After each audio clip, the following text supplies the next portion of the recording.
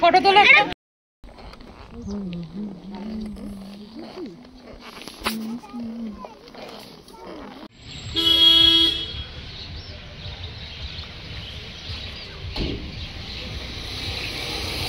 আজকে আমরা বাড়ি চলে যাচ্ছি। আজকে হলো লাস্ট উইক। আজকে আমরা বাড়ি চলে যাচ্ছি।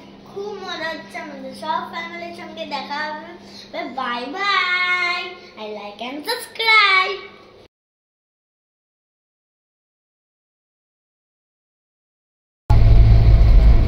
তো আমরা এখন জঙ্গলের ভিতরে আছি। আর খুব ভালো লাগছে। এখানে অনেক লোক বলে আছে, মাঝে মাঝে লেখা আছে। আমার মা পিঠে পড়ে দিচ্ছে। Hello guys, welcome back to Mithai magic. আমরা চলে এসেছি একটা নতুন ব্লগ নিয়ে। আর এই ব্লগটা হচ্ছে কাজিরাঙা সম্পর্কে আপনাদের সম্পূর্ণ তথ্য দেবে। আর এখানে আমরা কি কি করলাম, কোথায় কোথায় গেলাম, কি কি সাফারি করলাম, কোন হোটেলে থাকলাম, পুরো ডিটেলসটা এই ব্লগে আপনি পেয়ে যাবেন। তো দেখতে থাকুন, ফলো করতে থাকুন মিঠাই ম্যাজিক চ্যানেল। ভালো লাগলে অবশ্যই লাইক অ্যান্ড সাবস্ক্রাইব করবেন। আমরা যাচ্ছি এখন কাজিরাঙার পথে। আমরা শিলং থেকে বেরিয়ে গেছি। আর এই কাজিরাঙা যাওয়ার পথে রাস্তাটা দেখতেই পাচ্ছেন, দুধারে পুরো ফরেস্ট এরিয়া। আর রাস্তাটা তার মধ্যে দিয়ে প্রচণ্ড আস্তে আস্তে আমাদের গাড়ি চলছে। আর কারণ এখানে স্পিড লিমিট মেনটেন করতে হয়, কারণ যে কোনো সময় ফরেস্ট থেকে যে কোনো জীবজন্তু চলে আসতে পারে। তো আপনাদেরও যদি কখনো বাই রোড আপনারা কাজিরাঙা ট্রাভেল করেন, চেষ্টা করবেন রুলস অ্যান্ড রেগুলেশন মেনে গাড়ি চালাতে। তাহলে চলুন দেরি না করে ঝটপট চলে যাই হোটেলের পথে। দেখা যাক কাজিরাঙাতে কী কী আমাদের জন্য ওয়েট করছে।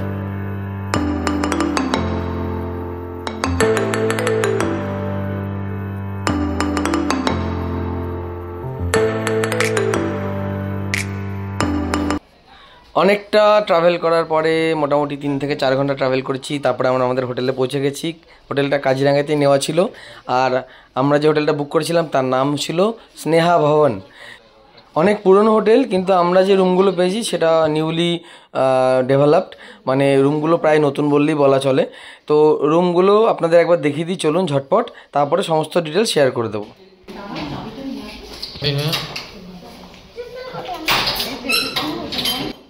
আমরা 2 ধরনের রুম বুক করেছিলাম। একটা রুম ছিল ট্রিপল শেয়ারিং, আর একটা রুম ছিল ডাবল শেয়ারিং। ট্রিপল শেয়ারিংটা পড়েছিল 3000 রুপিস পার নাইট, আর ডাবল শেয়ারিংটা পড়েছিল 2500 রুপিস পার নাইট। তো দেখেই বুঝতে পারছেন রুমগুলো পুরো ব্র্যান্ড নিউ বললেই বলা চলে। আর সবচেয়ে মজার ব্যাপার হলো হোটেল থেকে এলিফ্যান্ট সাফারি আর জিপ সাফারি বুক করে দিয়েছিল। আপনারা এই ব্লগে সমস্ত ডিটেলস পেয়ে যাবেন। দেখতে থাকুন আমাদের এই ব্লগটা। সমস্ত ডিটেলস পুরো পুঙ্খানুপুঙ্খভাবে আপনারা পেয়ে যাবেন। কাজিরাঙা আসতে গেলে কি কি করবেন, আর কোথায় থাকবেন, আর কিভাবে এলিফ্যান্ট সাফারি আর জিপ সাফারি বুক করবেন। তো চলুন দেখা যাক। এখন হোটেল পৌঁছে গেছে। এখন আমরা গেস্ট করছি। আর বাইরে আমরা খেতে ডিনার করতে যাব। পরে একটু রেস্ট নিয়ে আমরা এখনো রেডি আছে। তো আমরা বেরোবো, তোমরা জানোই, বলে দিয়েছি। আর আমাদের সঙ্গে মিটে দিতে তোমরা আমাদের রুমটা একটু দেখিয়ে দিই। তা কোথায় যাবি তুই এখন বেরিয়ে? ডিনার করতে রেস্টুরেন্ট। রেস্টুরেন্ট ওখানে খাবো biryani, fried rice, chicken, mutton, ice cream. Ice cream.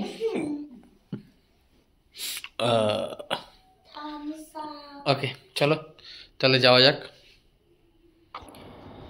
বানকাই বলে একটা রেস্টুরেন্ট ছিল ঠিক আমাদের হোটেলেরই পাশে। আর সেখানে আমরা সেদিনের মতন ডিনারটা সেরে নিলাম। রেস্টুরেন্টটা বেশ বড়, আর অনেক ফুড আইটেম এখানে অ্যাভেলেবেল ছিল। তো আমাদের পক্ষে কোনো অসুবিধা হয়নি। জার্নি অনেকটা হয়ে গেছিলো, তাই তাড়াতাড়ি ডিনারটা সেরে আমরা পরের দিন সকালের এলিফ্যান্ট সাফারির জন্য রেডি হয়ে গেলাম। ডিনারে অবশ্য যা ছিল ননভেজ আইটেম কিছু খেয়ে নিয়েছিলাম, কারণ তখন আমরা ননভেজ খেতাম। তো ঝটপট সেই ডিনারটা কমপ্লিট করলাম, করে আমরা পরের দিনের যে এলিফ্যান্ট সাফারি আমাদের বুকিং ছিল সেই জন্য রওনা হয়ে দিলাম। আমাদের এলিফ্যান্ট সাফারিটা সকালের বুকিং ছিল ওয়েস্টার্ন রেঞ্জে, তাই ভোর 4টের মধ্যে আমাদের রেডি হয়ে বেরোতে হয়েছিল। দেখেই বুঝতে পারছেন শীতকাল, তাই অনেক সকালে আমরা রওনা হয়েছি। সবে ভোরের আলো ফুটেছে। আমাদের যে গাড়ি করে আমরা শিলং ট্রিপটা করেছিলাম, সেই ড্রাইভার ভাইকে বলেছিলাম, ভাই তুমি সকালবেলা তোমার গাড়ি নিয়ে এসে আমাদের হোটেল থেকে তুলে নিয়ে যাও। তো ড্রাইভার ভাই সকালবেলা সময় মতন আমাদের হোটেলের গেটে গাড়ি লাগিয়ে দিয়েছিল। আমরা যথারীতি রেডি হয়ে তার গাড়িতে উঠে বসলাম। ভোরবেলা অল্প ঠান্ডা ছিল, পুরো কাজিরাঙাতে কিন্তু বেশি ঠান্ডা নেই শিলংয়ের মতন, বা চেরাপুঞ্জিতে যেরকম ঠান্ডা সেরকম আমরা পাইনি, কিন্তু হ্যাঁ ঠান্ডা ছিল। সকালবেলা কুয়াশা পড়েছে, তার মধ্যে দিয়ে ড্রাইভার ভাই খুব সাবধানে আমাদেরকে গাড়ি করে নিয়ে গেল কাজিরাঙার ওয়েস্টার্ন রেঞ্জে, ঠিক যেখানে আমাদের এলিফ্যান্ট সাফারি বুকিং ছিল।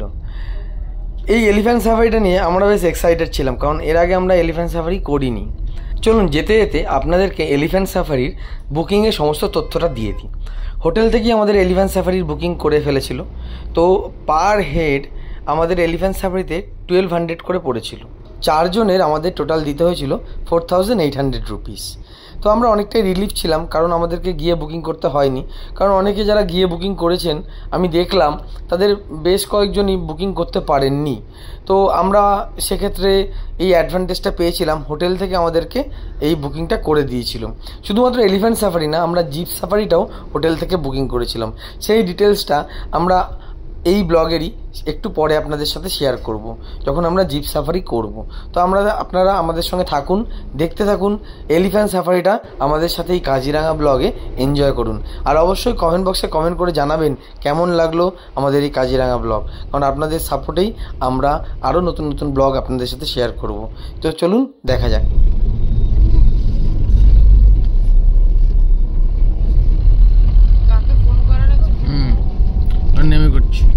আমরা পৌঁছে গেছি ওয়েস্টার্ন রেঞ্জে সেই এলিফ্যান্ট সাফারির বুকিং পয়েন্টে। আমাদের জন্য হোটেল থেকে সকালবেলা একজনেই টিকিট কাউন্টারে লাইন দিয়ে আছেন, তিনি আমাদেরকে টিকিটটা তুলে দেবেন, আর আমরা টিকিটটা নিয়ে এলিফ্যান্ট সাফারি যেখানে হয় সেখানে চলে যাব। তো দেখতে পাচ্ছেন কতটা সুবিধা, কারণ আমি যদি নিজেই দায়িত্বটা নিতাম আমাকে আরও অনেক সকালে আসতে হতো। তো চেষ্টা করবেন যখন এখানে আসবেন তখন হোটেল থেকেই টিকিটটা বুক করে আসবেন। কিছু টাকা হয়তো বেশি লাগে, বাট এতে আপনি অনেকটা রিলিফ পাবেন। তো ফ্যামিলি নিয়ে আসলে আমি বলবো এটাই বেস্ট। তো চলুন ঝটপট দেরি না করে আমরা এলিফ্যান্ট সাফারির পয়েন্টে চলে যাই আর দেখে নিই মিঠাই কীভাবে এলিফ্যান্ট সাফারি করলো। এলিফ্যান্ট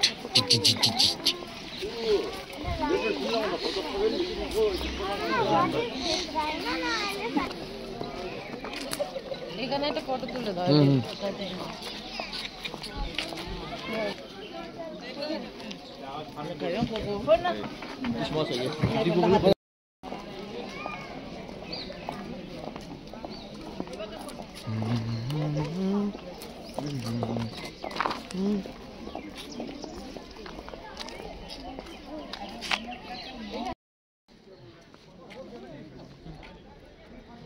এখান থেকেই আমাদের হোটেলের দাদা টিকিট কালেক্ট করে আমাদেরকে দিয়েছিল। এখানে এন্ট্রি পাস আপনি পেয়ে যাবেন, আর এইখানে বাইরের রুলস অ্যান্ড রেগুলেশনটা লেখা আছে। অবশ্যই এই ন্যাশনাল পার্কে ঢোকার আগে একবার এটা চোখ বুলিয়ে নেবেন। তো চলুন ঝটপট আর দেরি না করে আমরা চলে যাই এলিফ্যান্ট সাফারির একদম মেন পয়েন্টে, যেখানে আপনাদেরকে দেখাবো আমরা কি করে এলিফ্যান্ট সাফারি করলাম।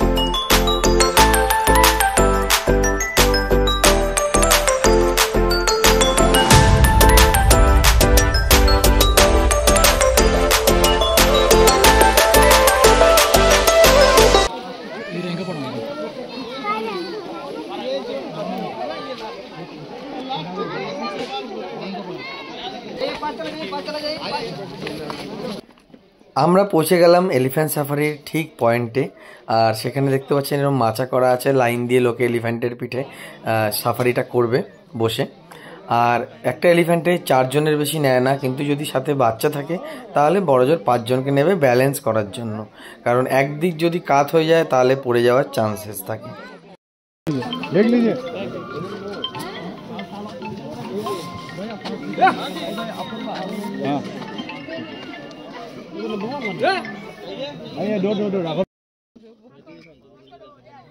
মজার ব্যাপারটা যেটা দেখলাম সেটা হলো এই এলিফ্যান্ট রাইড শেষ হওয়ার পরে সবাই কলা আর আখ এলিফ্যান্টগুলোকে খাওয়াচ্ছে, কিনে খাওয়াচ্ছে। আর এতে এলিফ্যান্টগুলো বেশ মজা করে খাচ্ছেও। তো তোমরাও যারা আসবে, আপনারাও যারা আসবেন, তারা অবশ্যই এই এলিফ্যান্টদের পেট ভরে আখ আর কলা কিনে খাওয়াবেন। আমরাও খাইয়েছিলাম। তো আমরা আগে এলিফ্যান্ট রাইডটা করে দেখি, তারপরে আপনাদের সঙ্গে বাকি সমস্ত ডিটেলস শেয়ার করে দেবো। তো চলুন দেখা যাক আমাদের হাতি আমাদের জন্য কীভাবে ওয়েট করছে।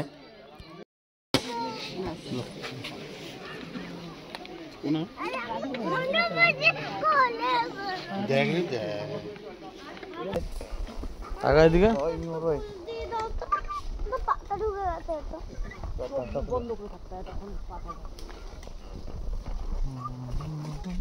তাকাই দিকে পারবি? ঠিক আছে।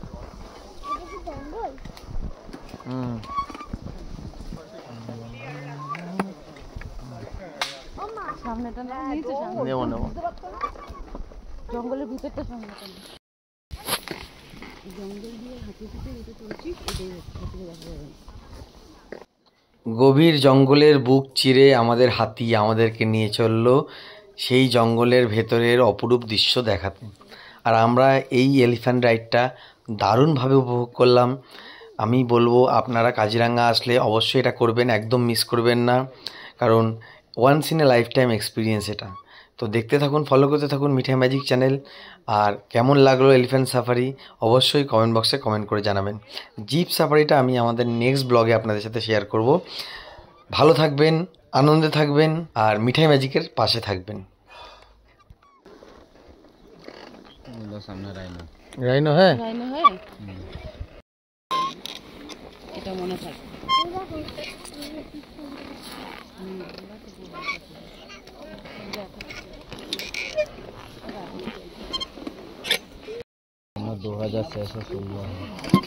मणिमाला आ गया।